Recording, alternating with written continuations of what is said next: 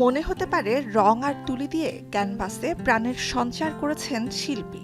আদতে এটি পাখির চোখে দেখা বসন্তের চীন দেশ। ঐতিহ্যবাহী চিংমিং উৎসবের ছুটি সামনে রেখে চীন জুড়ে সাংস্কৃতিক অঙ্গন আর পর্যটন কেন্দ্রগুলো পার করছে চরম ব্যস্ত সময়। সিচুয়ান প্রদেশে শুধু রং বেরঙের ফুলে ভরা বিশাল এলাকায় প্রকৃতির মনোরম দৃশ্যে চোখ জুড়াতে হেলিকপ্টারে চড়ছেন পর্যটকরা।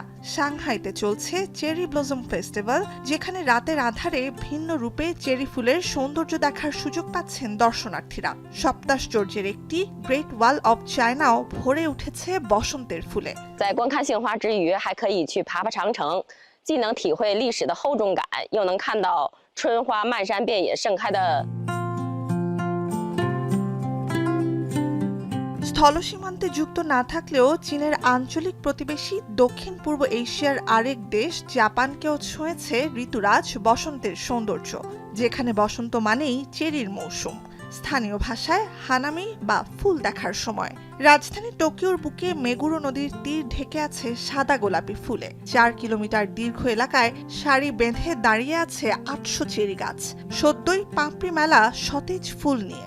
বসন্তেও নগরীর তাপমাত্রা ৯ ডিগ্রি সেলসিয়াসের নিচে, সাথে হালকা বৃষ্টি। এর মধ্যেই চেরি গাছের নিচে বনভোজন আর ঐতিহ্যবাহী হানামি উদযাপনে মেতে উঠেছেন নগরবাসী। いやこんなに悪かったことはないです今まで。いつも青空の下綺麗な桜が見れましたけど、今年初めてですこんな残念なのは。I think it looks beautiful along the river. I know it's grey and a little chilly, but actually that adds a little sort of interest. It adds an interesting perspective. The fact that we're welcoming spring and we've got these beautiful cherry blossoms.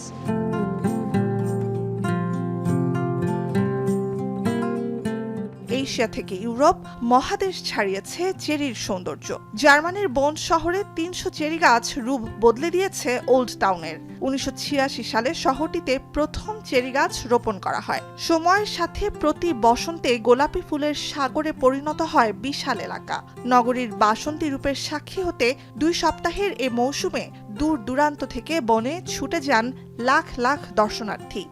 Ich komme aus Bornheim und bin das erste Mal hier, obwohl ich nicht weit von hier weg wohne, wo ich diese Blüte in voller Pracht erlebe. Und ich finde das so was von toll. এরপর Atlantic পেরিয়ে সুদূর যুক্তরাষ্ট্র, সেখানেও চেরির হাতছানি।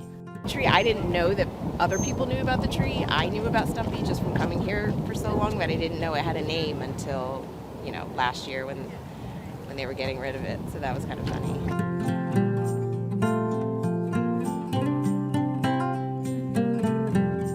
ওয়াশিংটনে cherry বাগানের এ গাছগুলো Japan থেকে এসেছিল ১৯১২ সালে কূটনৈতিক উপহার হিসেবে। তারপর ১০০ বছরের বেশি সময় ধরে মার্কিন রাজধানীকেও বসন্তে রাঙিয়ে আসছে জাপানি চেরি ফুল। নুজহাত কামাল, এখন বিশ্ব। সানবিট সব দিবে সামাল। সানবিট ম্যাজিক প্রেস ডিশওয়াশিং এর মাথা ঘোরানো সলিউশন।